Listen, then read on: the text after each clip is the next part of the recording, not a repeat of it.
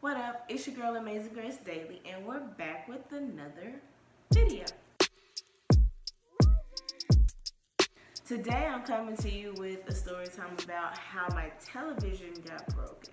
Disclaimer: the feelings that will be expressed in this video are no longer the feelings of me.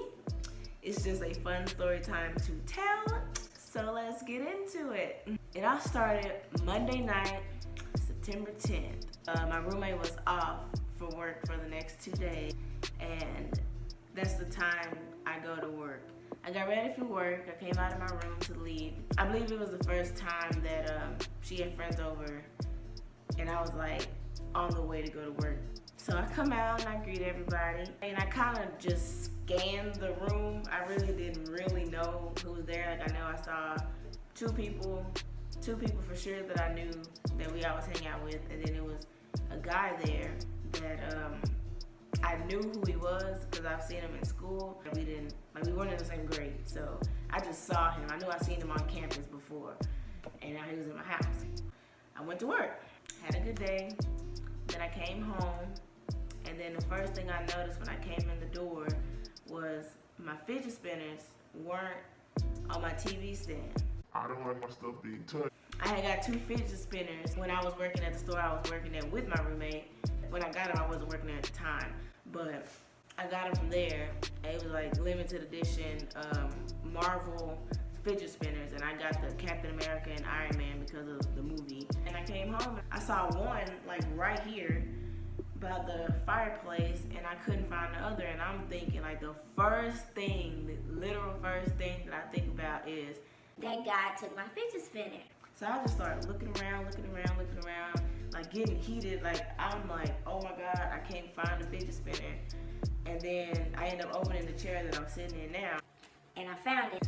I go in my room. I started contemplating on whether or not me addressing that was petty or not, because keep in mind, I have only lived with myself and my parents. I've never had a roommate. The next night comes, and I get up again, get ready for work, and I come out, and she has her friends over. I just remember one of her friends were cooking, and then she came into the kitchen, and I was just like, before I left, I just told her, hey, just make sure, that everything's back where it was. So she was like, okay. I go to work. Once again, I'm having a good day. I love my job, by the way. I love my job. It's not what I want to do with my life, but I love my job. And then around 2 a.m. in the morning, I'm just chilling at my desk on the computer. I get a phone call. Now, mind you, I don't pick up on numbers that I don't know. I end up letting that go to voicemail. They didn't leave a voicemail, so I figured it wasn't important. I get a text from this number, and it says, hi, this is blank. I'm not going to say his name, but, oh, I skipped the whole point of the story. Before I left, when I came out of my room and I saw that her friends were over there, the same guy came back, and I guess he brought like his PlayStation or whatever to play on my TV. And the funniest thing is, the first instinct I had when I walked out was like, why in the hell is this boy over here playing games on my TV? Like, that was wild to me, but I'm just like, maybe it's just because it's a bigger TV and he wants to play games on the bigger TV. But I just noticed he was like sitting extra close to my TV. I walked past it again.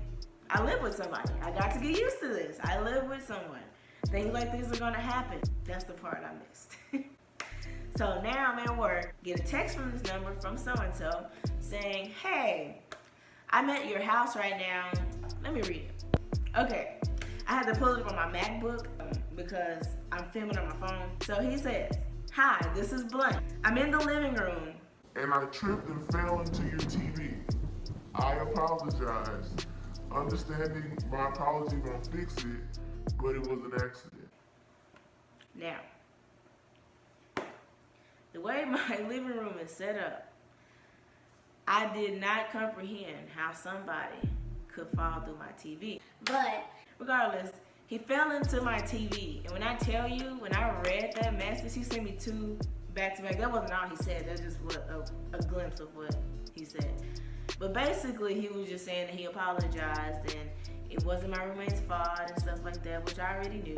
He was just like basically trying to tell me like, Don't be mad at your roommate, don't be mad at your roommate, it's not her fault. I'm not trying to mess up your situation. and I'm telling you, when When I read that message, I was the only one. Like, I work in the office like alone until probably for about 3 to 4 hours. I'm in the office by myself, nobody else, before the next shift comes in.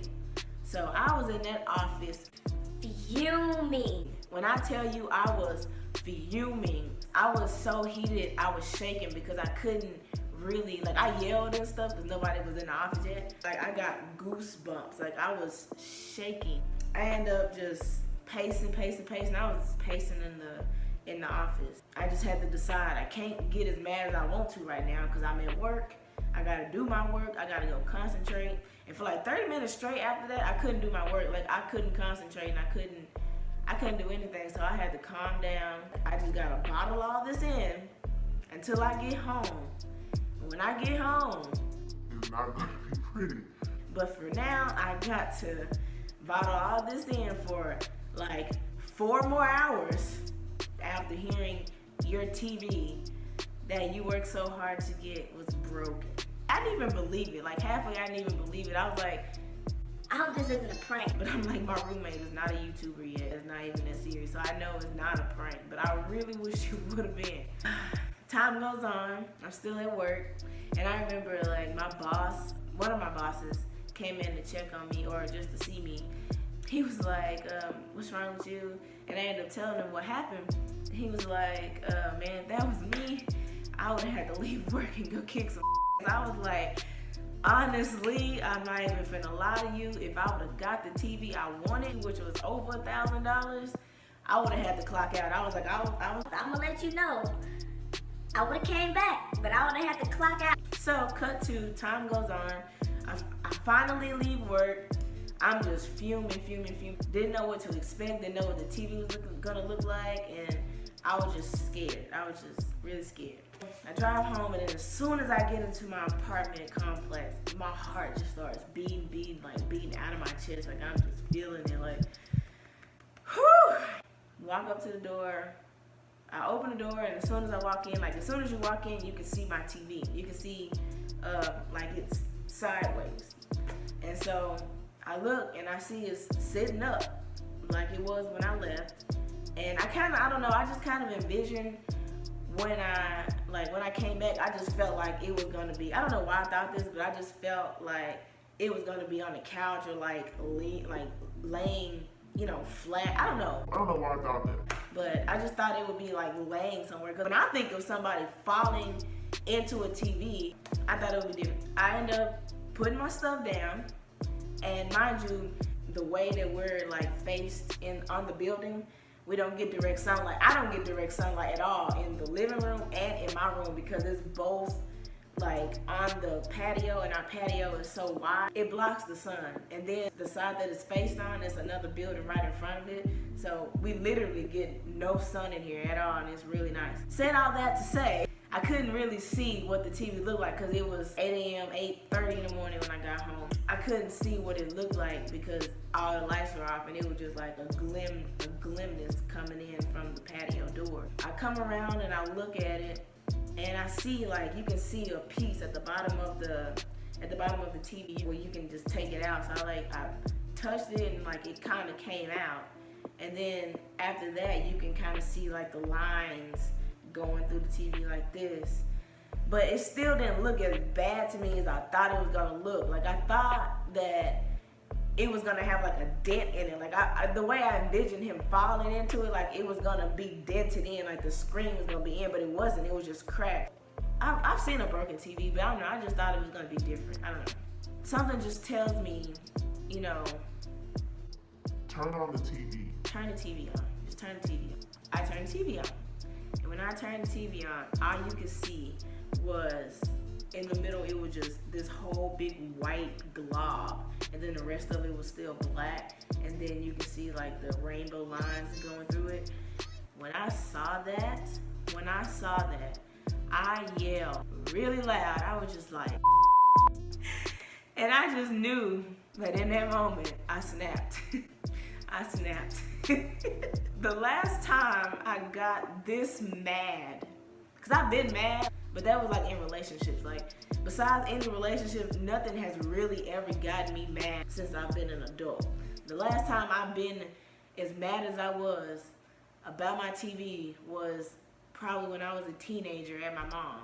And I just remember they was going somewhere that I wasn't going. I was staying at home, and my dad was already in the car, and me and my mom were arguing about something. It was really heated, but the funny thing is I cannot even to the life of me remember what it was about. I remember everything else but what we were arguing about. I was that mad. I worked very hard for the things that I have.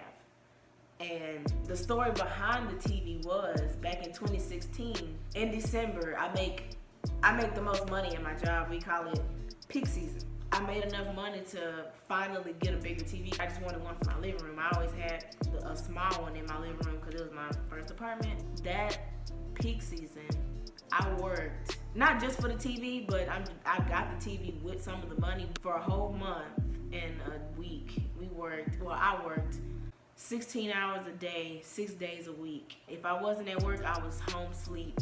Like, I lived at work. I was at work when I was at home. I worked my ass off to get that TV, and it just killed me inside to know that in a matter of seconds that it was destroyed by somebody who didn't live in my house. And I knew that I needed to release this energy because it wasn't gonna get better unless I really showed how mad I was, like, physically. I went and tried to be smarter about it, and I figured if I used a oven mitt, it's used to sustaining a lot of heat, you know. So I'm thinking if I put my oven mitt on, I won't hurt my hand if I start hitting walls. And I just started hitting the walls. I hit the wall hard. Like I could hear, like as I was hitting the walls, I could hear my bones like in the oven mitt. I could hear my bones hitting the wall every time. And it was funny because in my rage, I could hear my conscience saying, Girl, you need to chill. like, you really need to chill. But I didn't have no chill in me. I hit the walls about 12 times, but not in the same sense. It was like, I was like 1, 2, 3, and I'll go pace, and I'll go hit another wall, and I'll go into my room and hit another wall. And this is a PSA for anybody who knows me or ever gets me this mad. Anything I say or do in those moments, don't listen to me. I'm just talking. I'm hurt, and sometimes I say shit that might hurt. I know I said some things along the lines of, you know, It haven't even been a month yet. and something's already broke that's very expensive, and she knows how I feel about my technology. So I already knew that she was getting on his ass about breaking it.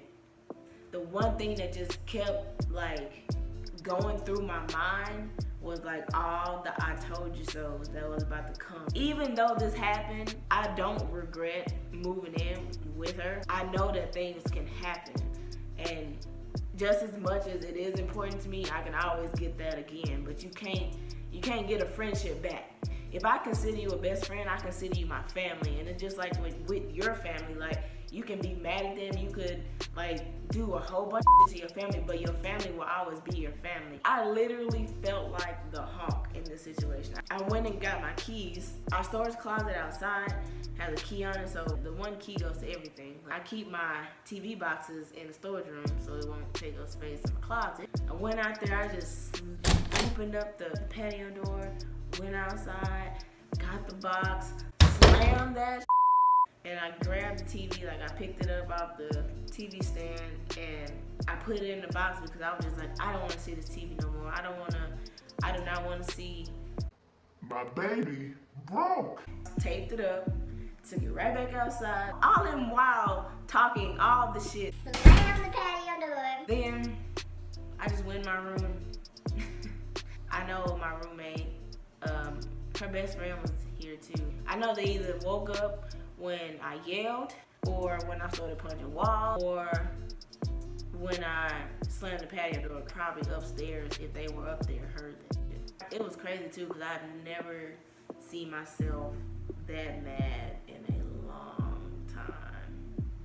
It took me 2 days to see her. I smile all the time and I try to be cordial or like, you know, talkative, and I couldn't do it. Like every time I walked by my TV stand and I saw it empty, it just made me so mad. But I wasn't mad at her, I was just mad at the situation. I just needed some time, so I left. I know that day I stayed in my room and I only came out to like refill my drink.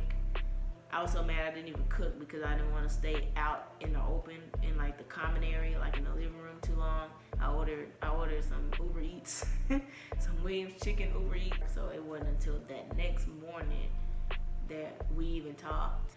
That was my story about the time my TV's broke. Now I have no TV in the living room. Oh, I never plugged myself. I have my social media links down below. On Twitter, I am Grace Gabby. On Instagram, I am Chosen Grace Daily. Snapchat, I'm also Grace Gabby. So yeah, follow me there. Hit the like if you like this video, this story time. Subscribe for more content because I have more content coming.